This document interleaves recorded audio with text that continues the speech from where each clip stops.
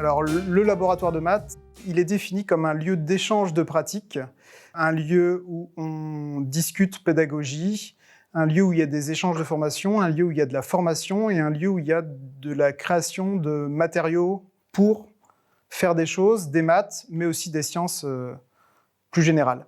La petite histoire de sa création, c'est le rapport Villani-Torossian, qui a été commandé par le ministère à la suite des résultats pas fantastiques de nos élèves français aux évaluations internationales que sont TIMSS et PISA. Donc c'est une des préconisations dans ce rapport pour essayer de rendre notre enseignement plus efficace.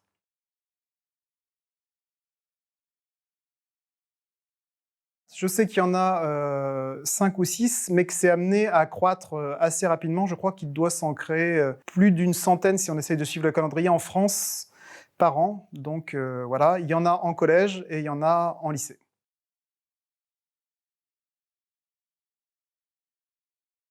Pour les raisons du niveau de nos élèves actuels en mathématiques, il y en a plusieurs. Ce qui est sûr, c'est que notre élite reste performante, mais qu'on perd beaucoup d'élèves en route, et ça, c'est un petit peu triste.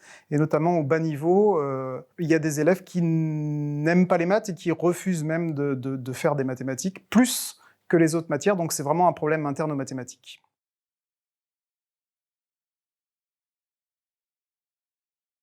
Bah, c'est un petit peu ce qu'on essaye de développer, si on a l'occasion de parler de notre enseignement à La Roche-Posay, sur le fait que les mathématiques, c'est l'abstraction, mais en fait, en tout cas pour les notions élémentaires qu'on voit à l'école, ça découle du concret, et dans notre idée, ça doit être appliqué à du concret. Donc la volonté qu'on a dans ce laboratoire, qui est création de matériaux, c'est de créer les situations qui vont permettre de définir les notions, les notions et les savoir-faire, et qui vont aussi permettre de les travailler.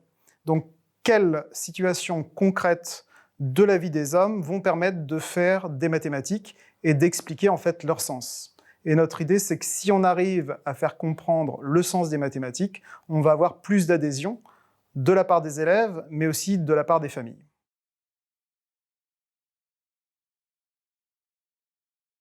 L'enseignement qu'on fait à La Roche-Posay, qui est même antérieur au laboratoire de maths, il est considéré comme innovant et il est basé sur la recherche de l'IRAM de Poitiers. Et c'est un enseignement des mathématiques à partir des grandeurs exclusivement. En fait, l'idée qu'il y a derrière, c'est que historiquement, c'est à partir de problèmes d'air, de volume, d'air par exemple avec la crue du Nil et la répartition des champs de chaque agriculteur, les calculs des impôts, etc. Donc que sont développées les mathématiques. Et à travers ça, le nombre, puisque vous en parliez, la géométrie et aussi les besoins opératoires ont accompagné en fait l'évolution de notre société. Et du coup, notre idée, c'est à partir des grandeurs, donc à partir des prix, des longueurs, des volumes, des durées, on introduit les nouvelles notions et on fait travailler les savoir-faire mathématiques.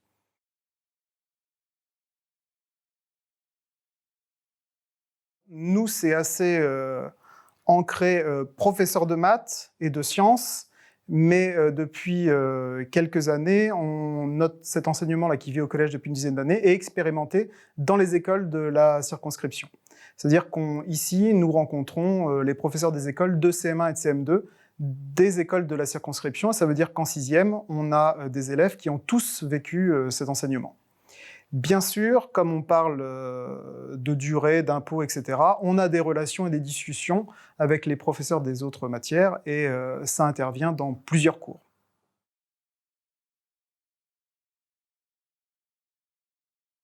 Nous, c'est pas la méthode de Singapour. La méthode de Singapour, elle a plein d'intérêts. Le fait de beaucoup manipuler, ce que nous, on essaye de faire aussi, avec plus de matériaux artificiels, on pourrait dire. Nous, on essaye vraiment de se concentrer sur des choses concrètes. Ça ne veut pas dire que tous les élèves vont utiliser ce qu'on va faire, mais ils vont être amenés à comprendre à quoi ça sert et être capable d'être critique vis-à-vis de certaines choses. Par exemple, la masse des nombres ou des chiffres qu'on entend en ce moment.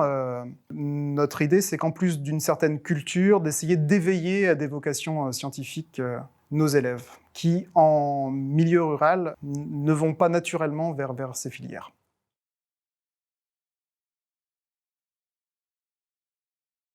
Donc en fait, en cherchant nos situations, ce qui nous renforce un petit peu dans l'idée qu'on est dans le vrai, c'est qu'on est amené à rencontrer, quand on se pose la question de pourquoi diviser des longueurs. Donc voilà un matériel, et on rencontre des matériels d'artisans. C'est quand je vous disais que ça pouvait permettre de fédérer des familles. Ça, c'est quelque chose d'important. Alors cet objet-là, c'est pas un dessous de plat, c'est un objet qui est utilisé par le pâtissier pour découper en parts égales, en longueur égale, une pâte. Alors l'idée, c'est qu'on peut manipuler la division et voir qu'en fait, n'importe quelle grandeur, largeur de pâte peut être divisée en 2, en 3, en 4, en 5. Mais c'est pas juste manipuler, c'est aussi expliquer pourquoi la distance entre chaque barre ici est la même. Et ça se fait à partir des figures. Donc là, on est dans l'abstraction, c'est-à-dire que le vrai losange, il n'existe pas, mais on vient le calquer sur quelque chose de concret. Et en fait, on voit qu'entre deux barres, on a deux demi-diagonales qui, par construction et à cause dérivée, sont tous identiques. Donc, un exemple d'autres outils qu'on étudie en classe, c'est le compas de proportion. C'est un instrument utilisé par les sculpteurs pour agrandir ou pour réduire une dimension. L'idée, c'est d'aller chercher sur un objet, une petite statuette, une dimension. Et ici, on a tout de suite l'agrandissement. Ici, au coefficient 2, c'est le nombre qu'on a ici et qui correspond au placement de ce boulon et de cette vis. Ce qu'il y a derrière et ce qui explique le fonctionnement de cet objet, c'est le théorème de Thalès.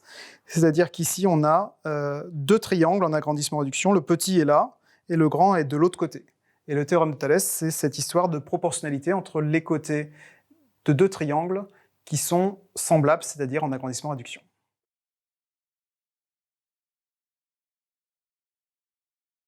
Le laboratoire de maths, dans l'idée, c'est un projet à l'échelle d'un établissement, d'une circonscription pour nous, c'est-à-dire que c'est toutes nos écoles qui sont du secteur, donc ça va de Pleumartin, Vic, Lésigny, il y a 7 écoles qui sont concernées, mais notre idée, ce serait d'encore plus le faire rayonner. Et normalement, l'an prochain, cet enseignement-là qu'on essaye de diffuser devrait être celui des écoles de Châtellerault REP et REP+. En fait, on va se rencontrer en cette fin d'année là pour essayer de diffuser encore plus notre approche des mathématiques.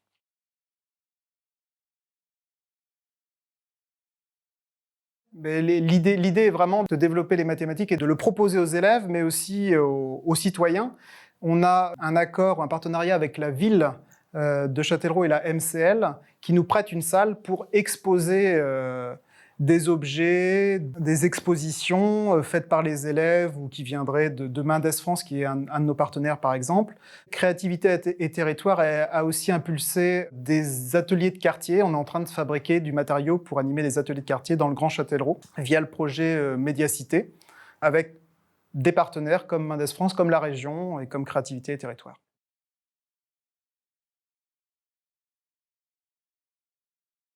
Le retour qu'on a des élèves et de comment ils vivent cet enseignement, de ce que ça a comme conséquence, les professeurs des écoles nous disent que les élèves ne viennent plus à reculons en mathématiques, ils viennent avec le sourire, ça ne résout pas tous leurs problèmes, mais on constate que depuis 2 ans, aux évaluations nationales de 6e, il y a différents niveaux de maîtrise et on n'a plus d'élèves au dernier niveau de maîtrise, donc ça on le voit comme très positif, même s'il faut relativiser parce qu'on a une petite cohorte chaque année.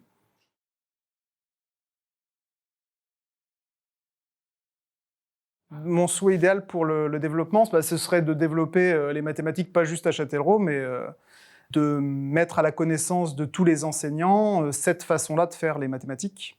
Voilà, et le laboratoire de maths, qui est là depuis 2 ans, alors que cet enseignement des maths est là depuis plus longtemps, nous permet vraiment d'avoir beaucoup de lisibilité. Pour la semaine des maths, on a eu la rectrice qui est venue avec 2 inspecteurs généraux, dont Monsieur Torossian, qui est à l'origine du rapport qui préconise les laboratoires. Donc on voit que ça nous permet d'avoir plus d'accroche, d'être plus connus et de pouvoir plus diffuser nos idées. Le sens premier de l'enseignement, c'est que si ça existe, ça sert à quelque chose. Et il faut vraiment essayer de se poser la question, quand on a une notion à faire passer, de à quoi ça sert. Et on trouve parfois plein de choses que, en tout cas, moi, je ne connaissais pas avant de passer, et j'en découvre régulièrement. Je ne sais pas, les parallèles, clairement, chez un géomètre, c'était le moyen de tracer des routes ou des canaux. Et si on va dans la cour et qu'on essaye de tracer des droites qui définiraient des couloirs de course, eh ben, on va avoir besoin de tracer des parallèles. Donc, donner un sens à tout ce qu'on fait.